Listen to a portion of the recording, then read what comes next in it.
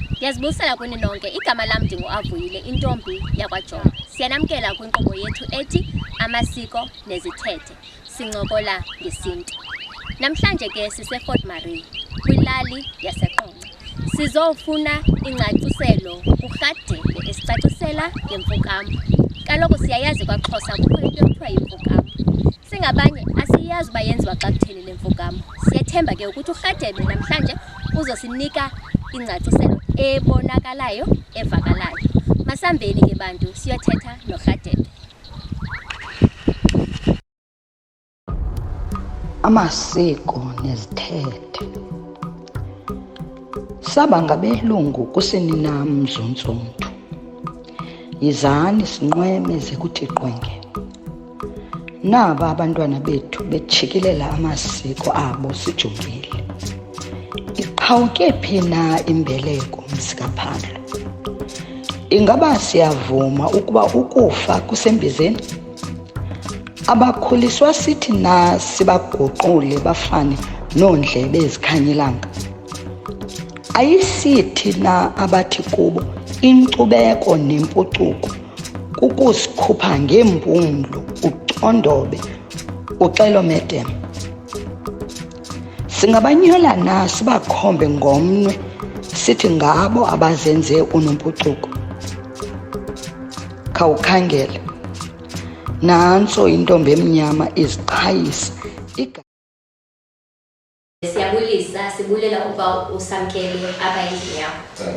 Tamawa. Sizobuza le mibuzo ke sincokole ngeMfukamo. Ungamcacisela uthini umntu ngeMfukamo? Yintoni imfukamo? Imfukamo izindidi ezininzi. Kukho imfukamo ekhaya, kukho imfukamo ephuthwayo ligqirha kanye umuntu ophakathi kwekhaya onyulweyo ukuba abe ligqirha lekhaya. Yahamba kanti imfukamo ekhaya. Imfukamo ekhaya lana sithi ngumdudo, kufakwa wonke umuntu wekhaya. That is onyana balapha, iintombi zalapha, oobhuti balapha. But umuntu ongangeniyo ngumuntu ommendi kule mfukamo ngoba yeyekhaya. Baye bafukaniswa lo endlini. Kunezinto ke ezizothathwa komkhulu xa kufukana. Kuthiwa kuyocelwa komkhulu, kuyocelwa amanzi esilambo, kuba kutywala kule mfukamo. Yasilo, didiyela. Then emveni koko xa befukaniswa, kondlalwe ezaa zinto zisuka uthathwa komkhulu, zondlalwe phantsi beziyocelwa mos likhaya negqirha. Lifike lichaze igqirha njengankokheli engaphambili ekhokhele ikhaya. Emveni koko lithethe ikhaya. Bafukaniswa abo bantu abo. Kuze ngengakusasa bathathwe kuyiwe komkhulu. Bathini? Bayohlanjwa. Emveni koko behlanjwe kubuye kuzwe ekhaya. Kuqhaqwe nokutywala, kuselwe, iphele imfukamo. Iyaxhomekeka ke kwabantu bomntu uba bekutheni kuqala sekwenziwe laa mfukamo. Mhlawumbe beyovumisa baxelelwe lelo gqirha bafuneka nenze le mfukamo kuthiwa ngumdudo, imfukamo ekhaya. Mhlawumbi lo mntu asiyenze ngomhlobo umzekelo.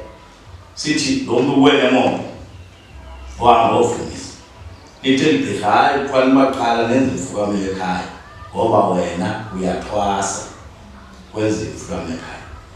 Uzawuthi vele ke ngoku lo mntu uthwasayo kwelaa khaya ngoba anikwe ntoni? Ithongo. Kulaa ndlu bafukaniselwe kuyo. Ndanokwenzekwana ka. Sigqithi. Size kwele mfukamo ke ngoku yomntu oligqirha othwasayo. Imfukamo evela kuye. Iyakwazi uvela kusithiwa makafukame apha ekhaya.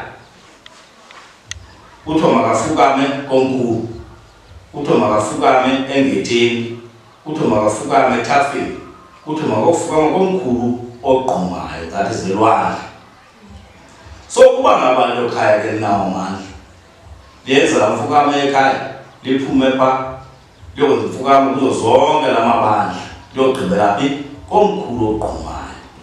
uhanjwa nantoni kwezi zinto kuhlala kukho ibhegi lesilanga kukho ibhegi lomqombothi ibhegi lencinci kwakuthiwa phaa kudala kuthiwa ngunopeni xa ibizwayo eza bhegi lencinci irhasiwe ke laa bhekile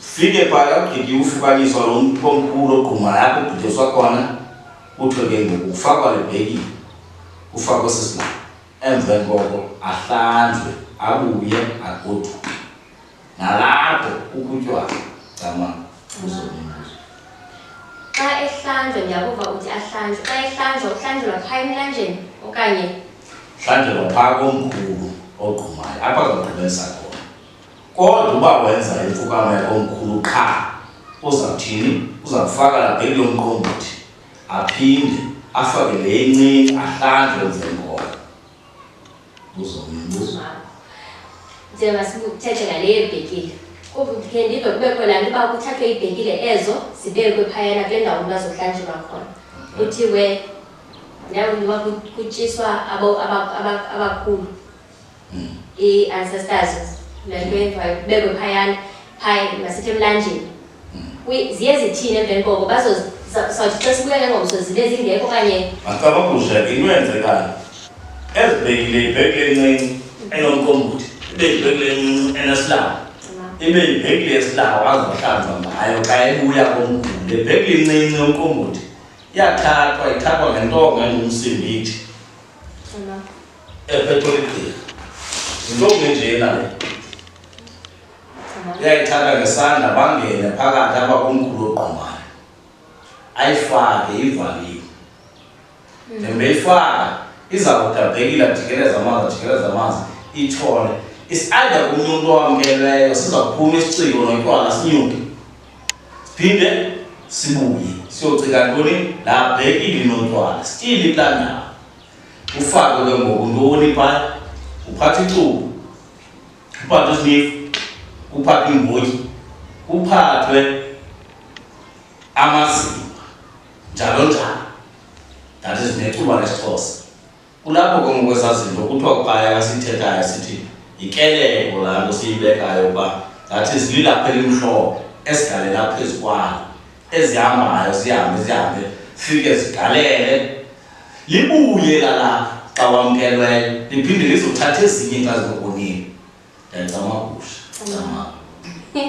hayi ke singabantu bangoku ke thina and sikhulele elalini singabanye so kuhleli nje kumele kuyokhiwa amanzi emlanjeni ngoku ndifuna ukwazi xa ungena le bhekile yomqombothi uzothi uzotshona phaa emlanjeni ngohlobo uthetha ngalo siyafika thina siyakha le nto amanzi ngoyile ndothusayo nje uba izinto zomhlaba zingolunye uhlobo kuba awuzuva unuka nomqombothi xa usikhana nala manzi phayana hayi sendithetha nje injena le nto zama ucacisela ayivamanga into yoba uthi xa uyofukamisa umntu uthatha le bheki lomqombothi nala macuba uwafaka komkhulu angene iphinde ibuye ibhekile ngaphandle yodwa kuvame into yoba xa abantu bekwamkele bakokwenu bakomkhulu ingene ibhekile ihlale necuba lihlale litshone nilijongile ningamagqirha nikhona nekhaya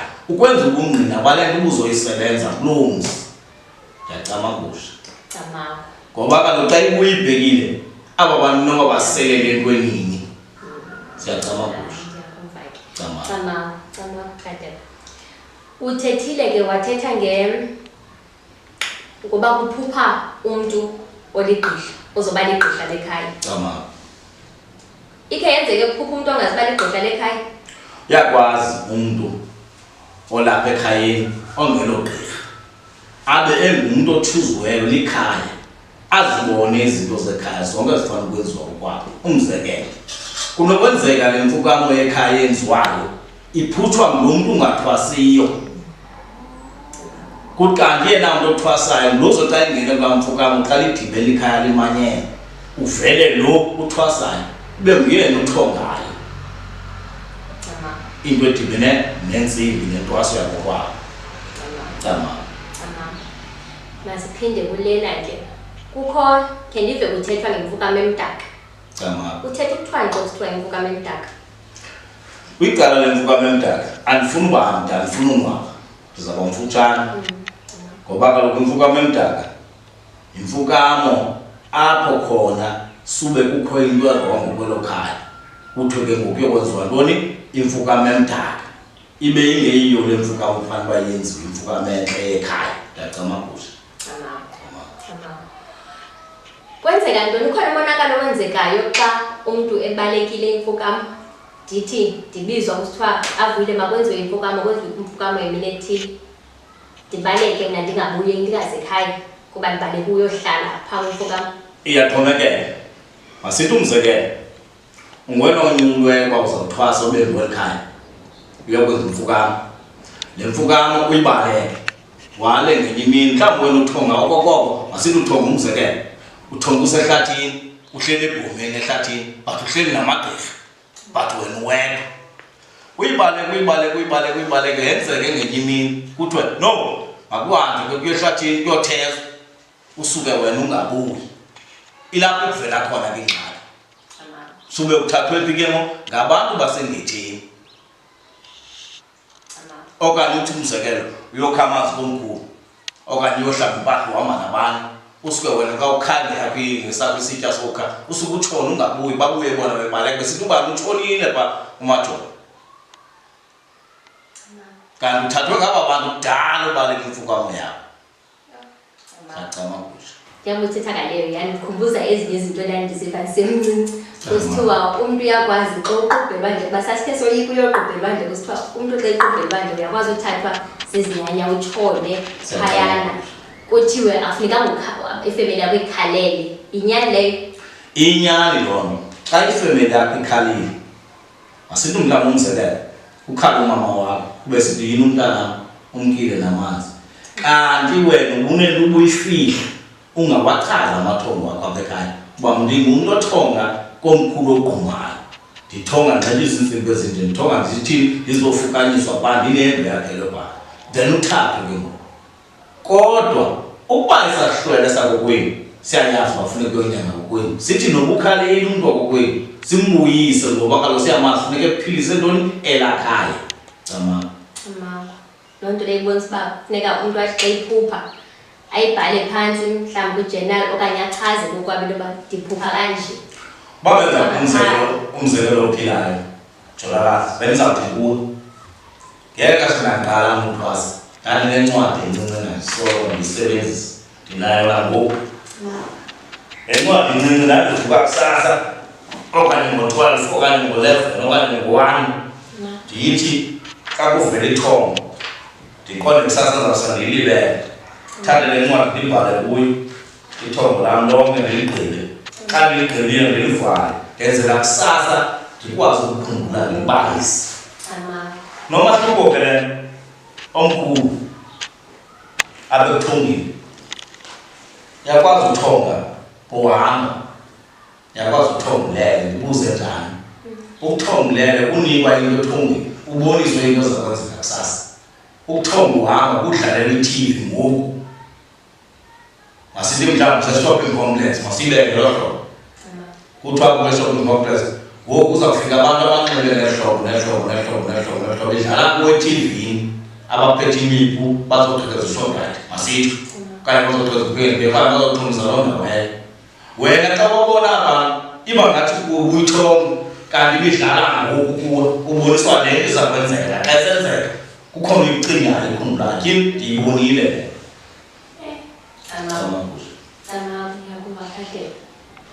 Sithethe ke sizobuyela kwimfukamo le.